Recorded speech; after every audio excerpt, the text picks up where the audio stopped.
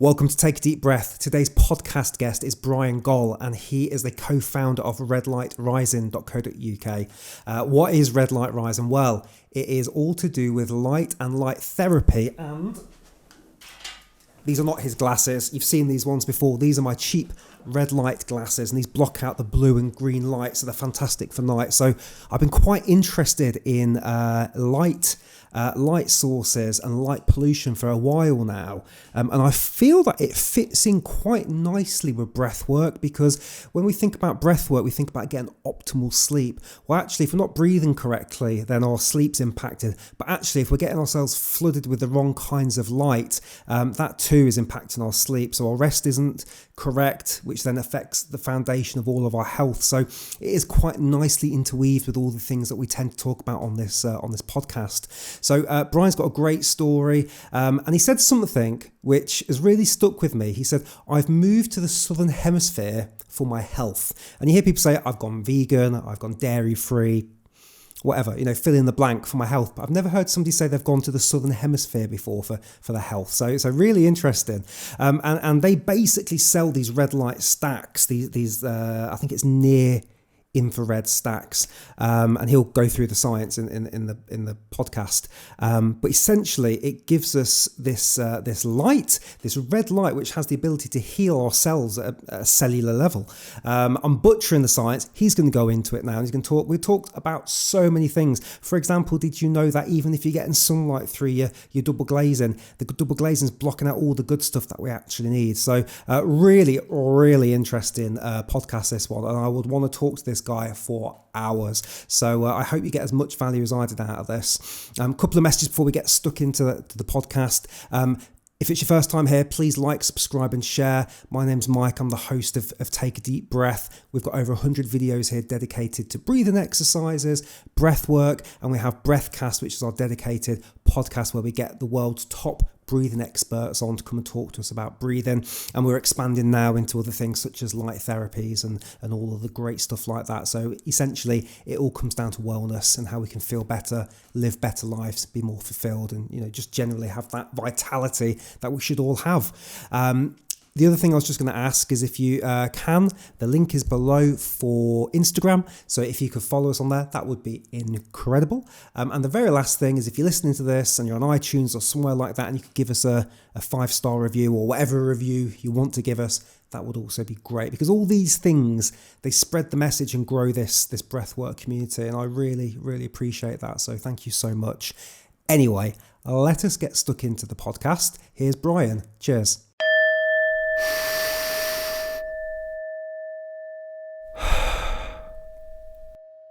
All right, good morning, Bryan. How are you doing today, sir? Not so bad, Mike. How are you, brother? Yeah, very good. Thank you for coming on. And I'm glad we got to arrange this. I'm really excited to talk with you about light, red light, different light therapies, all that sort of stuff, because it's a subject I know a little bit about, but who better to hear from than yourself? So do you want to just tell us a little bit about yourself and what you do? Yeah, sure. My name is Bryan Gohl, and I am one of the co-founders of Red Light Rising, a premium red light therapy device manufacturer. And I've been into the health and wellness game for a very, very long time. Depending on how I look at it, probably from mid-teens, I started being very interested in health. I was just kind of working out in the gym at that point and having protein shakes and creatine and all that. Mm-hmm. But, as the years went on, I just kept reading more, and then the internet came out, and then YouTube videos, and then audiobooks, and just kept reading and learning, for my own passion, really.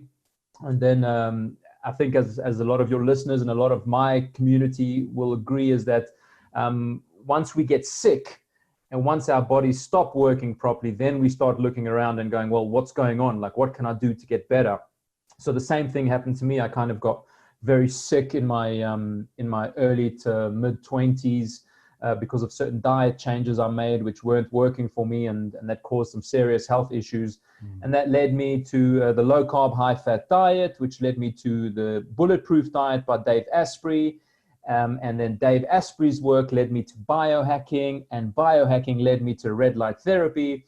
And here we are today, where I get to use red light therapy every single day of my life. And I also get to talk about it and sell it, because it's a it's a therapy that has been so beneficial to me and my business partner, and very happy that we get to share it with people like yourself. Yeah, very cool. Would you mind just flicking the light back on for a second that you just had on before we hit the record, just to show people? Look at that. That's incredible. Yeah. I'm not sure how it looks on the camera, but this is obviously a red and infrared light therapy device. Yeah. One kind of them, should I say. And it's something I use. It's now 10 a.m. in South Africa where I am, but I usually use the light at around 7 a.m.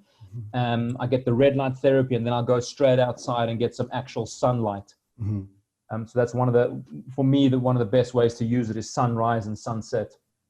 Very cool. Oh, I've got so much I need to ask you. I'm gonna have to really get stuck into this now. Okay, that's awesome. So you went through some dietary changes, then you discovered bulletproof and Dave Asprey, and then you got into that. Okay, now that makes sense. And so, what are the biggest benefits of red light therapy? So red light therapy, that's quite it's a loaded question, because the reason why I say it's a loaded question is because all day I get emails from people saying, is red light therapy good for eyes? Is it good for skin? Is it good for muscle recovery? Is it good for bone healing? Is it good for injury healing? Is it good for brain performance? And the answer is always yes. And the reason that the answer is, and that's where it sounds weird. It sounds suspicious. It's like one of those, oh yeah, okay, so this can help everything, can it? And it sounds a bit weird, but it's very important to understand how and why red and infrared light therapy works, first of all, before you can then appreciate how it makes everything else better.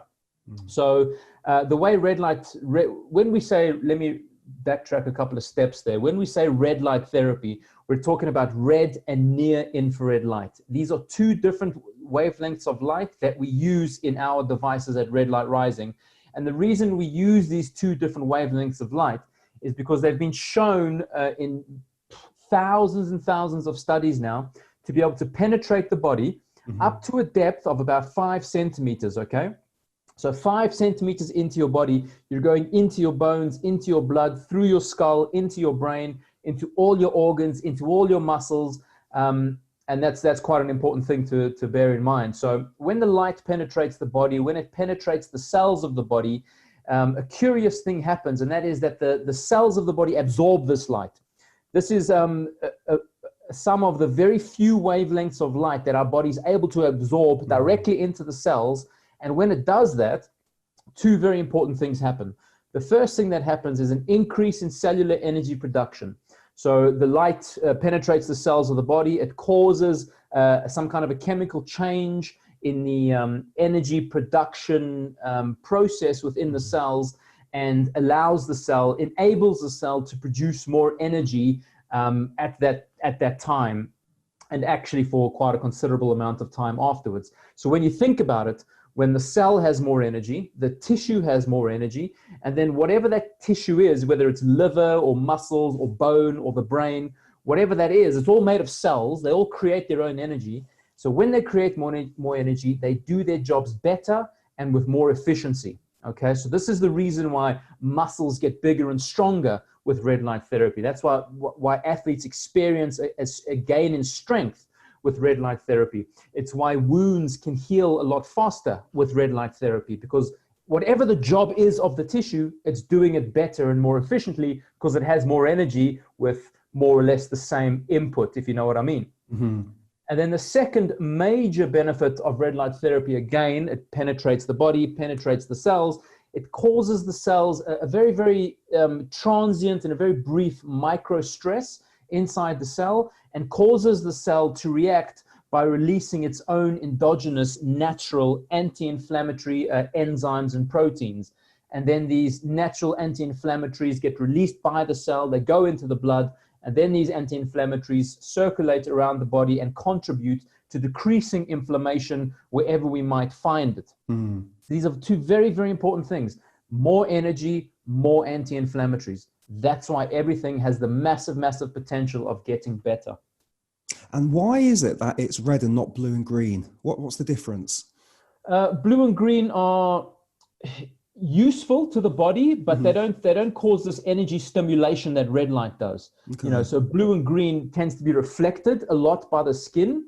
Red light penetrates about 5 millimeters into the skin, and then infrared light penetrates 5 centimeters into the skin. whereas blue and green get reflected or absorbed in a very, very top layer of the skin.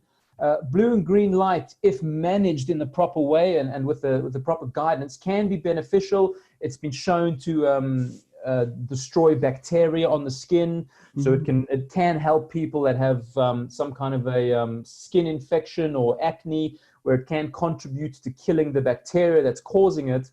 But it's unlike red light. Red light is not harmful for the body at all, but too much blue and green light is, for a number of reasons. There's actually a condition now that I noticed a few weeks ago. I forget where I saw it, but there's a condition called like screen face or device face or something. Okay. Because we're all staring at our cell phones for, way too much time on a daily basis, the blue and green light that comes out of our cell phones is damaging our skin and prematurely aging it. Oh, wow. So what I'm saying is that you can use blue light briefly to kill some bacteria, but then you have to use red light therapy afterwards to help the skin cells repair from the blue damage, because it is damaging. So in the context of the cell phone, the blue light that, we're, innocently staring at our cell phones, doing what we want to do, but that blue light is damaging to the skin cells and causing like a graying of the skin and premature aging and wrinkling on the skin. You're scaring me now, because I've got two big monitors in front of me and a laptop, and I normally spend about 8 to 10 hours a day in the office, indoors, in England, where there's no blinking sunlight anyway. I rarely get out in the winter. So, oh, wow. Okay, so that's interesting as well. That sounds, I've not heard that before, so that sounds quite recent-ish. Okay, so how do you combat that then? So I guess one is you could have a red light box, but can you do something with the screens?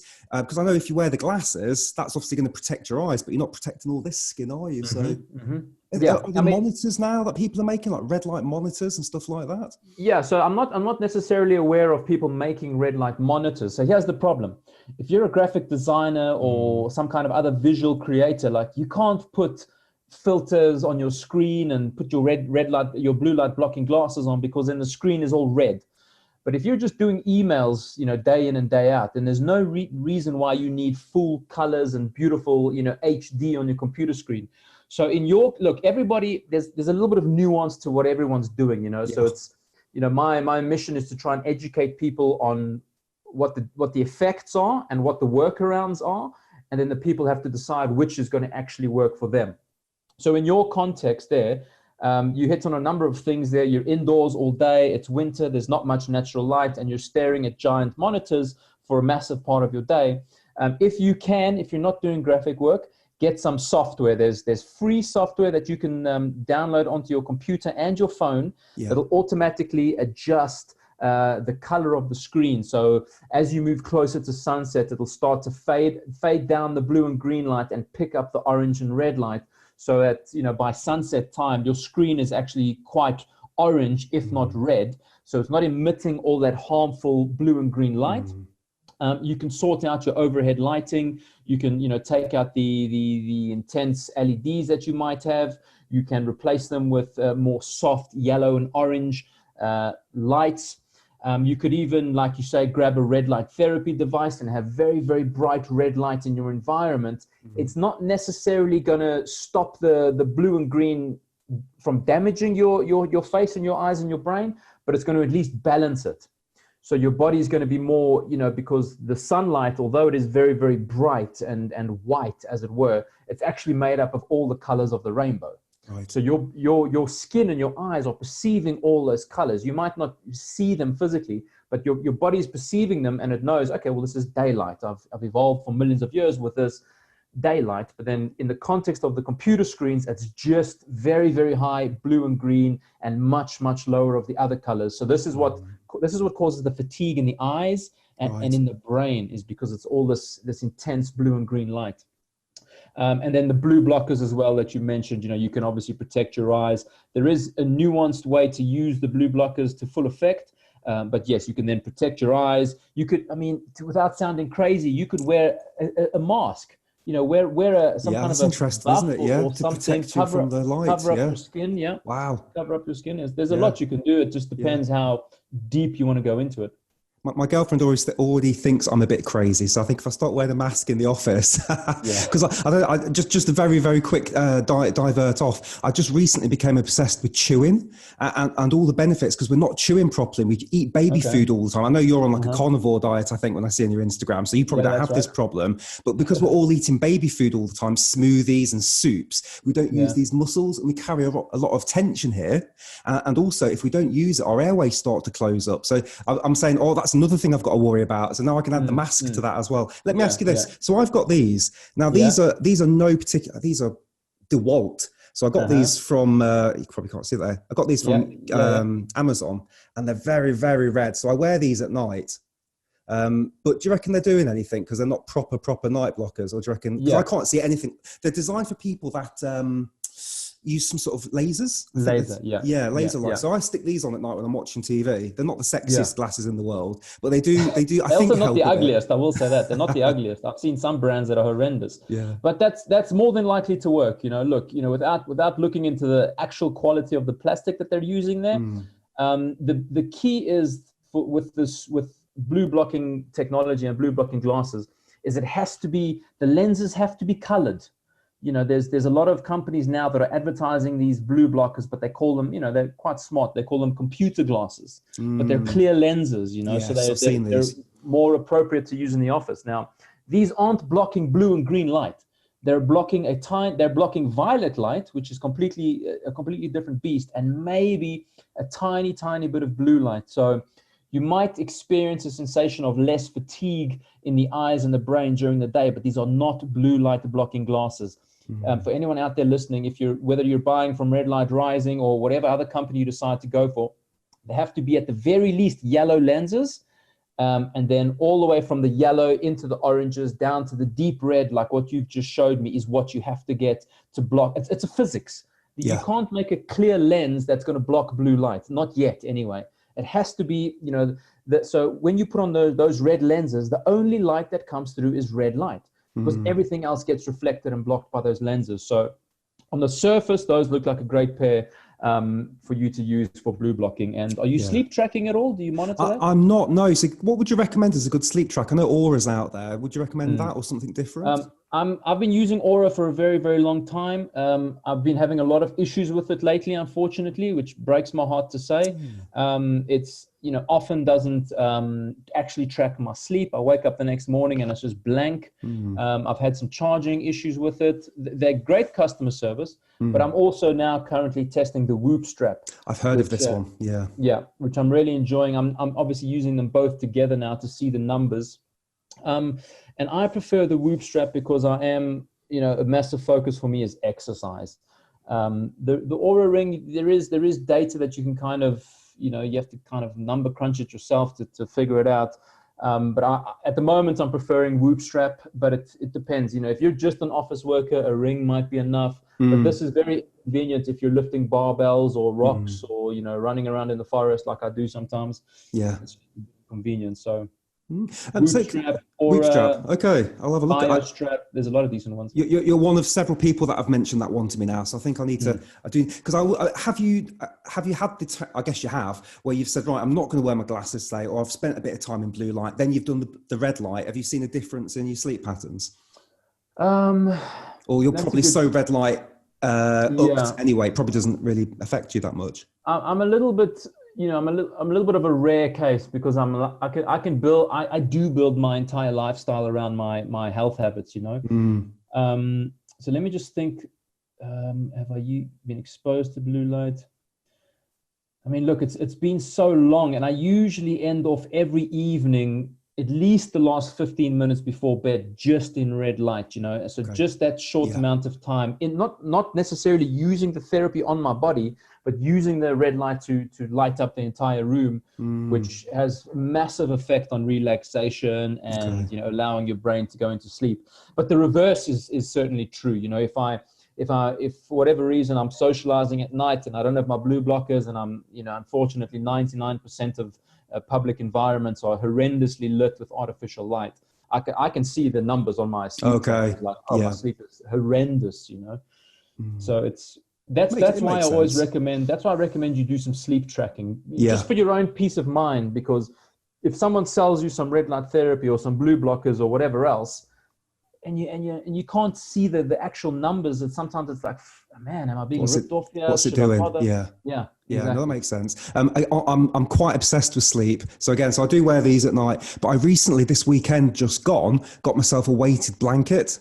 Beautiful. Oh my God, I've never used that before. And it's so comforting just to have that on as well, just to have that extra little bit of weight on there. I don't know, it might not be good where you are because it might be too hot for you, but it's something to try.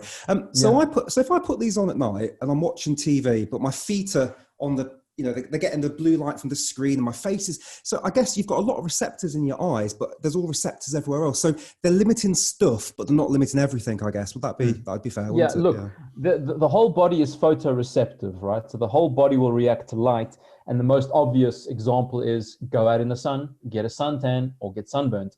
That's the most obvious example. But there have been studies that have shown that, unfortunately, the underside of this whoop strap has got two very bright green LEDs. Now, green is not as damaging as blue light to the body, but there has been a rather small study that showed these tiny little, not particularly whoop, I must admit, but showed that little green LEDs on sleep trackers can affect the melatonin production in the body, because the little green light shines on the skin, and those few cells pick up that there's green light, which is part of sunlight, and it can slightly confuse the body. So, in the context of watching TV, like if I am going to be in an environment where I don't have control of the light, I always wear a cap to stop the light from hitting my face. I'll dress up if I can. I put a hoodie on. I put long sleeves on. Do whatever you can to, protect stop the artificial light from hitting your skin. So they're all different levels. Depends how crazy you want to go on it, but you're quite right. The eyes are the number one thing, because that's the massive, so just wearing the blue blockers and then watching TV in a t-shirt is much, much better than, wearing all the clothes, but no blue blockers. So all the light's going into your eyes. I was listening to a Paul Chek podcast. I don't know if you know of Paul Chek or you've heard of his podcast at all, but it was only just something I was just listening offhand while I was doing something. And he said that they do these sleep studies and they shine a laser pen on the toe of the people in an absolute dark room, and they wake up at 100% of the time. And I should have listened to more, but I was thinking, well, hang on a second, isn't a laser pen red? So why would a red laser pen on the toe wake somebody up? Or is it just the stimulation of light in general? I don't know if you know anything about that. I haven't heard about that experiment, and it would be very interesting to know what color the light is. I'm not sure. I mean, if it's a red laser, it'll be very confusing. If it was a blue laser, it would be completely understandable. Maybe it was a blue laser. Yeah. Yeah. So it's sometimes it's bizarre. Sometimes I'll read these studies on they call them photobiomodulation or LED light therapy, and it'll be a study about light, and it'll just say LED light therapy, fantastic for XYZ. And you're looking at the study, you go, which color? You're not telling us which color LED. This is massively important. Yeah. And these studies will just say LED light therapy, and it's obviously very few and far between, because it's a major error. You can't. It's like saying exercise makes the bicep bigger. Well, which exercise? Which exercise? We need to know. So, I mean, that's. I'll if you can send me the link for that study. I will do. I'd love to listen to it. Yeah. But color is very important with light. Very, very important. So just moving away from proper red light devices for a second, in my bathroom, I've installed just a standard household red bulb, because I'm thinking, well, that's not going to stimulate me at night. So I can go to the toilet, I can put the red light on. We've also got one in the lounge. Are they giving me any benefits, or are they just not hurting me? Yeah, no, they're not. They actually are hurting you slightly as well. Okay. They're much, much better than white or blue LEDs, so that's a fantastic step in the right direction. But depending on the light bulb, they're more than often than not. I mean, with the red LED household lights that I've seen anyway, the LEDs themselves aren't actually red. There's just a red screen, or like a red dye. I've got one in my. I can't show you now, but it's just a red bulb. A red plastic bulb with a white LED inside. So although it does cast a reddish hue over the room, I can still sense the yellow light at the very least, and I can sense, it feels to me like there is some white light coming through as well, and it's also flickering. These light bulbs flicker at a very, very fast rate that you can't perceive with the eye, but this flickering for some people can be very, very intense and very, very damaging to the eyes. So it's definitely a step in the right direction. It's not going to give you any of the red light therapy benefits, of course, because it has to be far more powerful. And with proper red light therapy, there are actually LEDs that are programmed to emit only red light. So they don't emit the whole spectrum and filter everything out, and then you see red light. They actually only emit red light with none of the other colors. So yeah, it's definitely a step in the right direction for you. Something better would be to have them in, I'm not sure what your bathroom situation is, to have them, low level on the ground, so it's not overhead. Okay. Have some kind of a shade over it if possible, just to kind of diffuse a little bit more. But it's a great idea and a great step in the right direction for sure. Yeah, I have heard about some of these, excuse me, some of these cheaper light bulbs. Even during the day when you've got them on white, they're emitting some harmful frequencies now on top of the fact that it's a blue light bulb.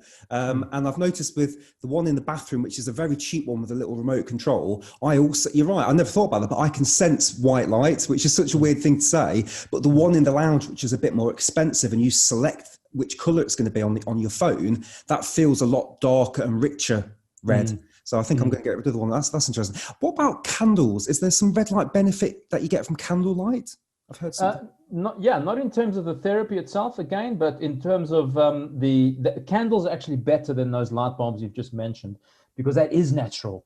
Your eyes and your brain have evolved with millions of years with that particular type of fire. There's only the orange and red light coming out of the candles, and a little bit of infrared light.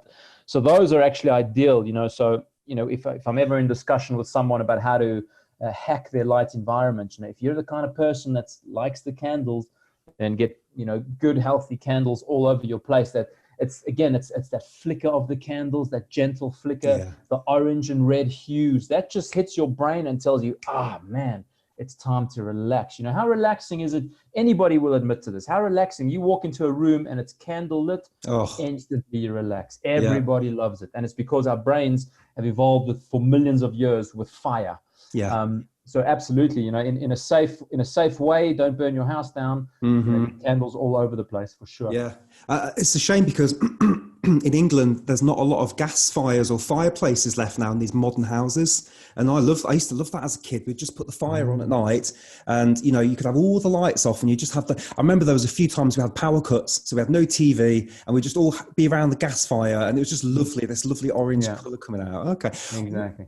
So what about the benefits of grounding and red light therapy? If you put those two together, so if we talk about your device first, are there any benefits there if I was grounded? And so let's say I had a grounded mouse mat or grounded pad on the floor, would that help enhance the benefits of your tech? Yeah, it certainly would. And because, and everything that we're doing, when we talk about, whether we're talking about the candle light or the red light or the red light therapy or the ambient light or the grounding, all we're doing here, and this is an important point for people that are new to the idea of biohacking, is that we're mimicking the natural state of being. Okay, so the most natural state of being, which is difficult for a lot of us in the modern world, is to be barefoot outside on the earth, during the day. So that's what we're mimicking with red light therapy. So in the context of what you're talking about, I would say doing red light therapy at sunrise while standing on your grounding mat is amazing, because your body is then, it doesn't think that it's outside, but on a biological level, it's registering that this is a very, very natural environment to being. The red light therapy, not only are you charging your cells up, but you're also telling the brain that it's sunrise. Okay, and then the grounding, the electron and proton exchange that you're getting through the ground, and is telling your body, I must be connected to the earth, which is, my home, where I've evolved for millions of years. So there would be a fantastic benefit to that. And to really round that off, I would then say to you, get some very, very bright light after that. Because if you think about it, if you're a hunter-gatherer and you've woken up at sunrise in the forest and you're starting your day, you'll be outside on the ground, grounding, getting the red light of the sunrise as it's coming up, and you're very likely to still be outside when the bright sunrise finally does arrive. So in that order, the red and then the bright light is like, it's a very strong signal to your brain that it's indeed daytime, and that is incredibly important, especially in the dark northern hemisphere during winter. Okay, no, that's cool. Again, this is something I've only really discovered this year, because in the past people said, "Oh, you should be barefoot while the sun's going down." It's like, yeah, that sounds like proper hippie stuff. And then now Okay. you start to hear about the science behind it. And you think, these people knew years ago. And like, Yeah. and because I speak to people like yourself a lot, I get into a bit of an echo chamber where I Mm, think everybody knows this sort of stuff, but mm, they really don't. And I kind of caught myself my third eye the other day, because I was outside drinking my turmeric coffee, barefoot on the ground, getting a bit of sunlight. And I was thinking, oh my God, if my neighbors are watching me, then just think what an idiot this guy is. But then yeah. people just don't know the benefits of all this stuff. It's Yeah. quite sad, really. You So know, obviously that's the sort of work you're doing now. Sorry, go ahead. yeah, I mean, it is crazy, and, when I visit my friends and family in South Africa, I always have a new thing, blue blockers and this and that and whatever crazy thing I'm into now. But it's because I keep learning and I keep realizing, that's important. Now I'm taking regular Epsom salt baths followed by cold showers, and then the next day I'll take an ice bath. And to people outside of our circles, it's like, what are you doing, man? Are you Yeah, insane? yeah, But in my experience, most often the people that are outside of our circles are sick, and they're looking at us and they're going, oh my God, you only eat this and you don't eat that and you take yeah, ice baths. Whoa, what's wrong with you? But everyone I'm surrounded by is sick. So yeah. it's like, well, it's, I think it's, all these small things that we do, that I do, and then people like yourself do, it makes a massive difference, man. When you come to pay your health bill at the end of your life, we add up all those things, all those weird practices you did, and then we see where you are at the end of it all. Yeah, because I grew up in a lifestyle where it's nice to have a glass of wine at night and have some snacks. And now I've learned that I need a good 3 hours of no food before bed, at least 3 hours. I sleep better on 4 hours where I fasted, and alcohol just ruins my sleep. So it's Yeah. like even last night, it's a winter's night. I'd love a glass of wine. It's like, but I really want to get a good night's sleep, and now that takes precedent over that short feeling of having that glass of wine and some crisps or something. So Yeah. unfortunately, sometimes when you take that matrix, is it the blue pill? I always forget which pill it is, and you learn. Oh God, well, you watch it on TV, you just see people at night having dinner and having wine, and people having coffee at night. I know coffee doesn't affect all people, but I can't have a coffee past 12 p.m. lunchtime. That's going to destroy my sleep. And yet you're watching a really popular TV show or film, and people are having espressos after their dinner.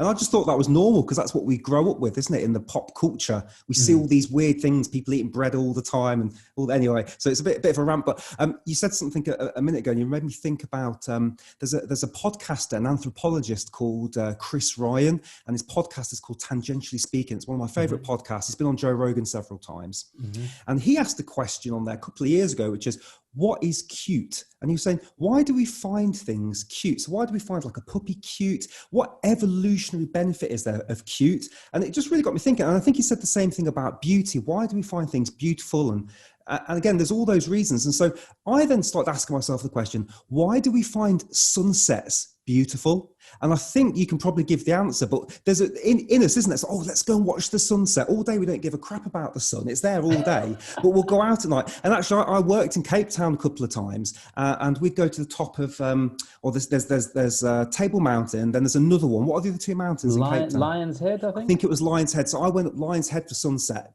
Beautiful. I had to climb back down in the dark. I was a bit scared, but everybody was doing it. We went up Lion's Head. We watched the sunset, and there were, I don't know, maybe 100 people all doing the same thing. And we're all touching the rock, and we're all staring at the sun go down. It's a beautiful thing. But probably none of us are thinking, I've got some red light therapy. This was like 3-4 years ago. Do you have any thoughts on why we find the sunset so beautiful? Is it red light, or is there something else maybe? Yeah, I think it's probably a lot to do with the red light. It's because in the same context as a fire, you can most humans, I've never come across someone who goes, sitting in front of a fire, don't really care. Most of us will enjoy candlelight, will enjoy a fire. We actually get mesmerized. That's quite a common phrase that people share, is that like, oh man, I could stare into the fire for hours. And it's because it goes back millions of years, deep in our brains, in our DNA. This is such a part of us.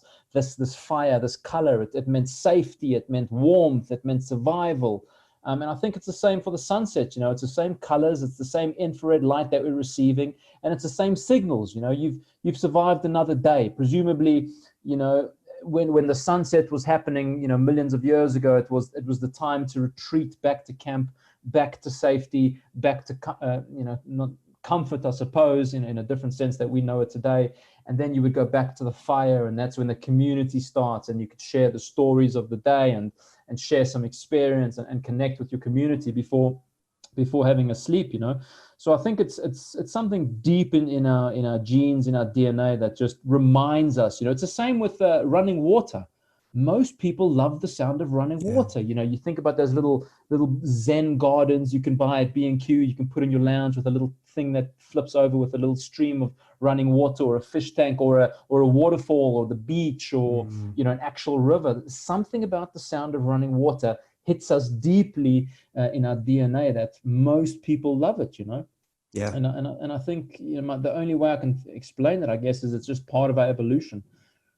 Yeah. When you are, for example, standing in the ocean watching the sunset, that's like a double whammy of good, isn't it? Because you're grounded into the water, the sun's coming down, you've got the waves. That is probably the ultimate for me anyway. That's the great sunset. Absolutely agreed. So being in Britain, where we get no good weather, we get like 3 good days a year. It's so depressing. Is there any benefit of still being in clouds, in cloud light, or not really? Yeah, there is. I mean, it's still very good for your circadian rhythm. Even on a cloudy day, sunlight is thousands of times brighter than any household light. So, you might not perceive that warmth, you might not perceive the sunrise or the sunset, but that bright light is almost impossible to replicate in a regular household, unless you specifically have a white light device, which they have to be massive. Well, I suppose not too massive, but they have to be specifically to replicate the sun. So even on a cloudy day, you're still going to get some UV. It's not going to be a great UV balance, but it's still important for you. You'll get probably a lot of the colors of the spectrum. They just won't be as attractive, the sunrise and sunset in that context. But the brightness of the light on a cloudy day is still very, very important. Worth getting it. Oh, absolutely. Okay. Yeah. Especially for the circadian rhythm benefits, 100%. Okay. Here's a question for you. Is moonlight blue light, or is it filtered somehow? It is blue light. It's sunlight, really, because it's reflected from the sun. Yeah. But it's very, very, very, very weak by the time it hits the earth. So it's not considered to be disruptive to the circadian rhythm. That's interesting, isn't it? Because I always think sometimes the moon's quite bright, and I'm thinking, is this doing something to me? But maybe because it's so far away and it's had to bounce. Yeah, it's weaker. I mean, sometimes I do have trouble sleeping on a full moon, but that's not necessarily because I've actually seen the moon or been outside. I've noticed that over the years, where like suddenly I'll have a terrible 3 or 4 nights sleep, and I'm like, what the hell? Like nothing's changed. And then, I don't necessarily follow the lunar cycles, but then someone will say to me, oh, it's full moon. And I'm like, okay. Yeah. It does happen every now and then. But as far as I know, I've actually just finished a book called Chasing the Sun by Linda Geddes or Geddes. I'm not sure. She's a British researcher. And in that book, she says moonlight is not bright enough to affect the circadian rhythm. Oh, that's good to know. Thank you. That's a good answer to that. So with me then, I know you've already answered this question a few minutes ago, but I have 2 ailments in my body. One is I get carpal tunnel. I don't know if it's called something different in South Africa, but I get terrible shooting pains up here, and it's kind of stopped at the minute. So I was thinking, and I haven't done any red light therapy yet. I don't know if it was yourself that was with Tim Gray a couple of years ago in London. There was a red light therapy stand there. I can't remember who it was now. I didn't get a chance to go to that. That was us. I was like, I thought it was you guys. But there was a big crowd, and I never got a chance. And again, I was like, what is this red light? That makes no sense. But now I obviously know. So I'm thinking there might be some benefits there. And the other one is I've been getting spasms in my back for a couple of years, just in one certain spot. So part of me's thinking, I'm really wanting to see if I did, I don't know, a month or a couple of months of red light therapy, would that maybe have some impact there? But I guess you're going to say, it can do, but I don't know if you know any more about those particular things. Yeah, absolutely. I mean, the one thing I also say to people is when they say like, hey, can red light therapy solve my problem? The first thing I say is, well, you have to remove what's causing the problem first. You have to take the stone out of your shoe. So what you've just shown me there with your hand, that suggests to me it might have something to do with mouse clicking or computer work. If you think that's accurate, then I would suggest, I don't know if you've got ergonomic mouse or ergonomic standing desk, things like that. red light therapy will help relieve the symptoms and will help speed up the healing, but it won't cancel out what's causing you the problem. You know what I mean? So if you keep inputting the problem's going to be there, but you can keep putting the band-aid of red light therapy on top of it. But until you remove that problem, you're going to be in the same loop, unfortunately. Makes sense. And then for the spasm for the back, it would need a bit of diagnosis from a qualified physio, some kind of a movement specialist to see maybe your posture is not right or there's a spinal problem. But something that I would recommend to you is maybe acupuncture or dry needling, which will first of all relieve the spasming in the muscle, because from what I understand, when the muscles spasm, it's the nerves that are constantly firing that just keep the muscle like that. So, the dry needling works amazing for me and releases the spasm. And then the red light therapy will then further relieve any pain. It'll relax the muscle, increase the blood flow, and just, again, assist with the healing, assist with the progression of the healing. But it's always important to investigate and remove whatever is causing the problem. Yeah. Okay, no, thank you for that. And I had some, not needling, but I had some acupuncture, and it just made it go mental. But maybe I needed to persist with that. So I think there's more to it. But yeah, I've got a standing desk here, which I know you can't see. I've got a really nice mouse. So I've tried to make those changes, but I spent 15 years on the little laptop doing that, and that's knackered my shoulders and everything. So I'm just trying to spend time opening up now. Posture correction, exactly. Posture correct, yeah, massive. And after I finished David Goggins' book in July, I try and stretch an hour a day now because I wasn't stretching. I'm so, I don't know, maybe in 5 years I'll be able to put my arms behind my head, but at the minute I'm just so tired. Wow. It's not good. This one's a bit more out there as a question, but I interviewed Troy Casey. He's a certified health nut, and he likes to get sunlight on his special area. So do you know people that do that? Have you tried that? Are there any benefits? I know there's stuff to do with testosterone and maybe reproduction benefits. Is there some benefits there with your box? 100%. Oh, so in the context of red light therapy, definitely. There are some, not many, but there are a handful of studies that have shown red light only is very, very good for testosterone production in the testes in men, and also for fertility in men. And then red and infrared light is very good for the female reproductive organs, for the equivalent hormonal benefits, but from the female perspective. For men, I always say, do not use near infrared light on your balls, because that has been shown to have negative effects on the testicles. So whenever guys are reaching out and they want testosterone enhancement with red light therapy, it has to be red light only. Now, all of our products, besides the small spotlight, all the products can be toggled between the two wavelengths. So you can use our lights for focusing on the testicles for the testosterone benefits. But UV is also very, very beneficial for testosterone production in the testicles.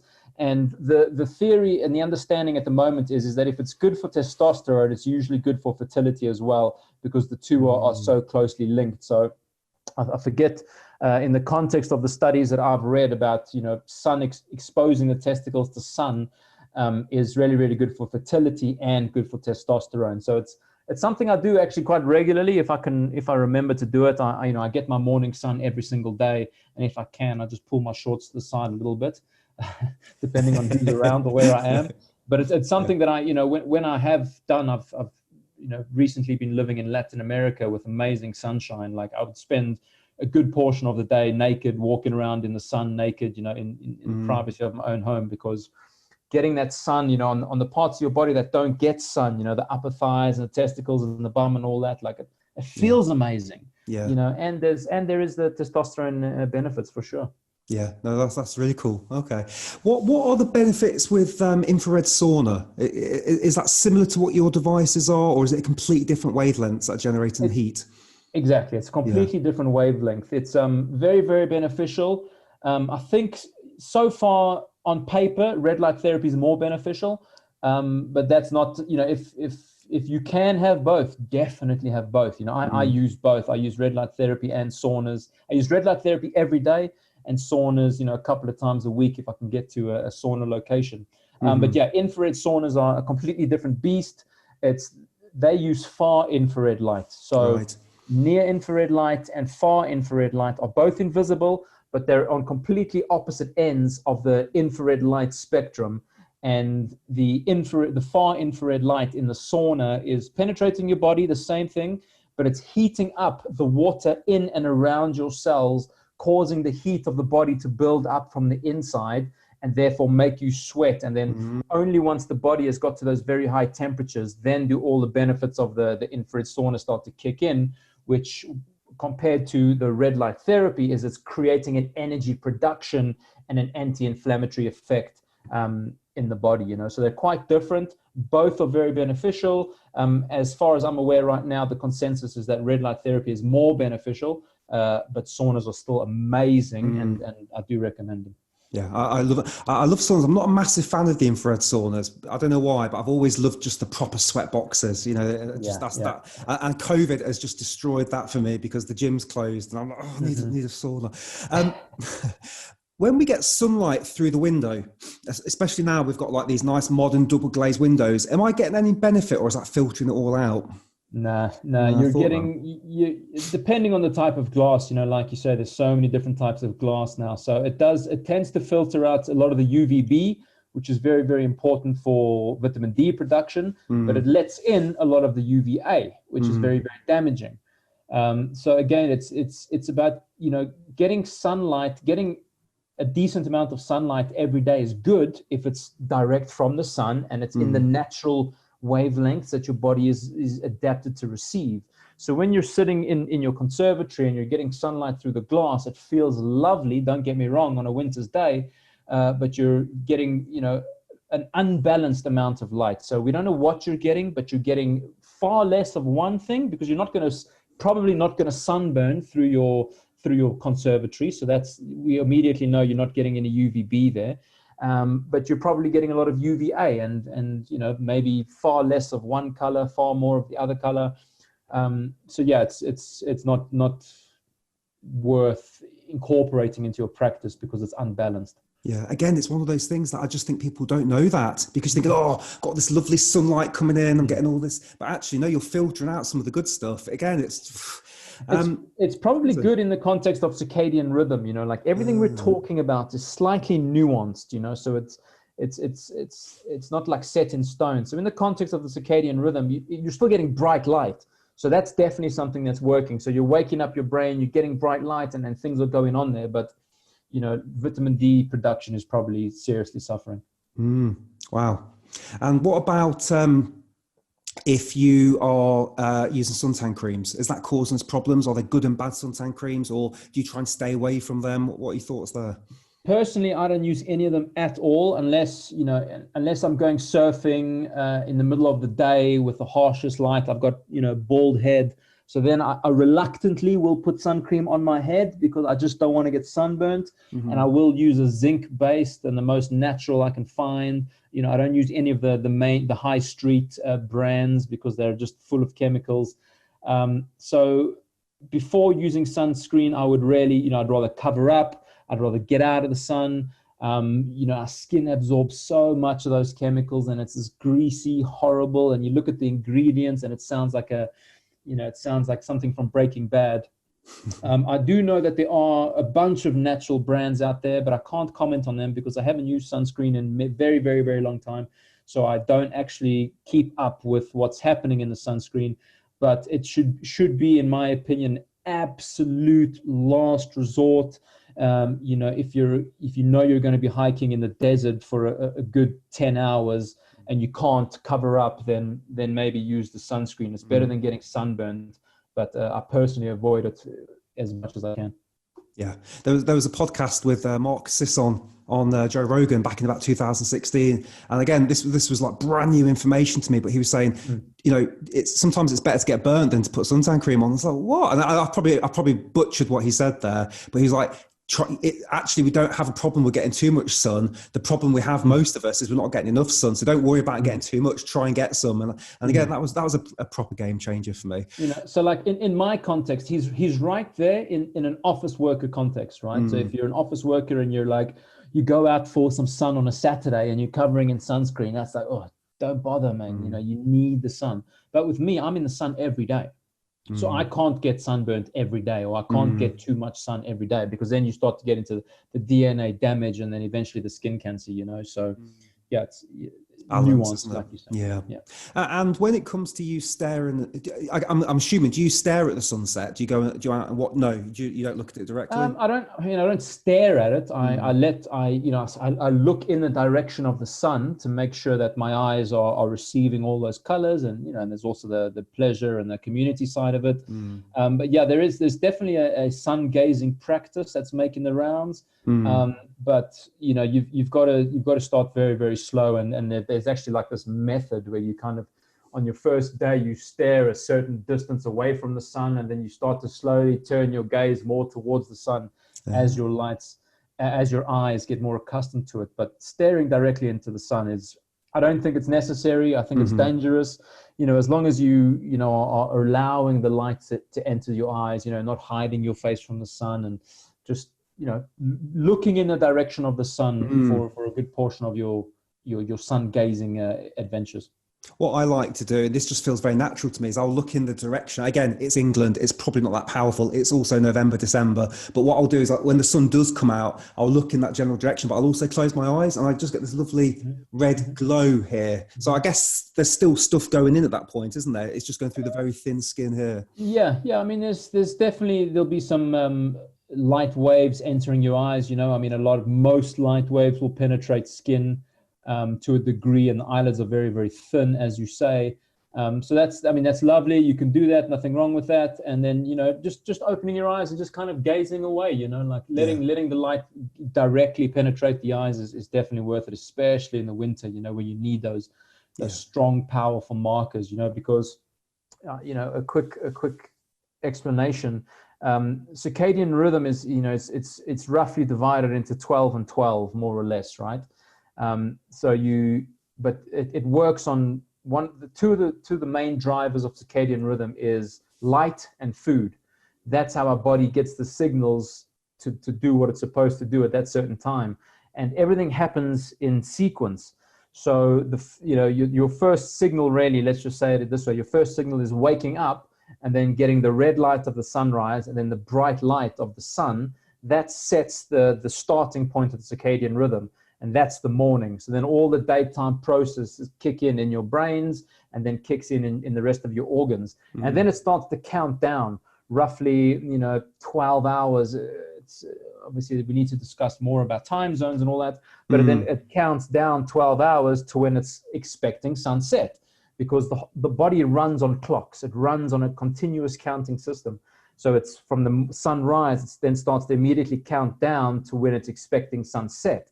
And that's when you have another red light therapy session around your sunset to mimic the colors of the sun. And then after that, you want the blue blocking and the candles and to eliminate all the artificial light, because that's the end marker, or it's not necessarily the end, but it's another point of reference for the circadian rhythm is that evening session. And then all the evening processes kick in. The melatonin production kicks in the brain, which then goes into the blood and then sends the message to all the other organs. It's nighttime.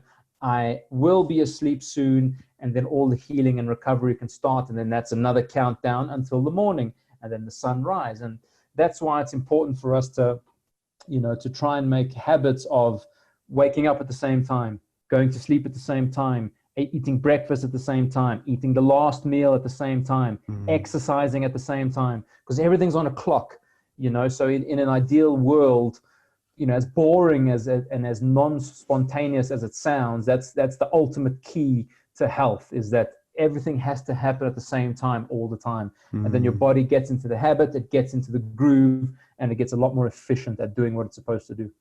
Oh, very cool. Thank you for explaining that. Do you take any supplements for bed? Because I've started recently taking a bit of zinc before bed. Are you taking any? No. I don't really. One of the main reasons I don't is because I do spend a massive part of my time in Latin America, which means I inevitably run out of supplements, and then they can be very difficult to get hold of in this country. So I try not to build a reliance on that. But I do have some magnesium. I always, magnesium is something that's very easy to get hold of. You can buy it straight from a chemical lab. You can get food grade magnesium to help with sleep and muscle recovery. So that's about the only thing I'm taking right now. sometimes I mess around with having a teaspoon of honey at night, and just for fun, just for a little tasty treat, and it can seriously improve your sleep. Yeah.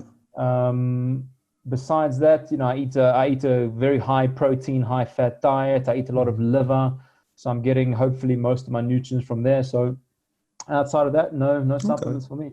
Cool. Last question for you. I'm glad I remembered this one. I was listening. Now that people have learned about light and how important it is to get that full spectrum, because we're kind of getting isolated harmful rays and stuff. I heard something a little while ago that a lot of our food is being grown either in a greenhouse and stuff's being filtered, or worse, there's these indoor places where they grow lettuce, let's say, and they just have blue light on there. In the natural world, we might eat something from a field that's had all that lovely light over it, but now we're eating this stuff that's only had blue light. So we're ingesting only do you know anything about that? I don't really. I haven't read anything about that recently. Mostly, I guess, because I've kind of, my focus has shifted slightly from diet because I don't eat any plants.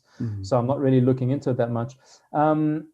It makes sense, makes perfect sense to me. I am very surprised to hear that they're using only blue light, because I know that, the grow operations that are growing food indoors are also using UV light, because I think UV is very important for plants too. So that is very surprising to hear, but it makes perfect sense because, something that dawned on me a long time ago, like I said, I lived in the UK for a long time, and about, I guess, 20 years ago now, when the organic food started becoming available in supermarkets, I remember like when the local co-op started offering organic food, it was like just organic cucumbers and just organic tomatoes. There was nothing else available. And the tomatoes were small and bruised and pockmarked. And, then you looked at the conventional ones and they were big and giant and red. Yeah. And I remember thinking, like, the organic ones look so shit. Yeah. Like, what's the story here? But now you go into an organic supermarket and they're perfect, they're round, they're big, the beautiful colors, perfect, no blemishes. Now I'm thinking the other way. I'm like, how is this organic when it looks like it's been printed by a 3D printer? So yeah, I mean, for those people out there that are interested in food science, when they look into the like mass food production, like, it's crazy what they can do, man. They can spray foods to make them redder or pinker or greener or longer or shorter. So it wouldn't surprise me if they can use certain kinds of light to, that blue light could stop bugs for all we know. It might be to stop the bugs from eating it. But, I just think, like, if you're buying organic produce and there's not one single pockmark on it, that means there's been no other life near it whatsoever. Yeah. And then, therefore, I then question, like, how organic is this? Because you can get an organic poison, Ugh, so scary, isn't it? And Bryan, I have loved talking to you, and that has been a proper education. So thank you so much. Where can people find you if they want to know more?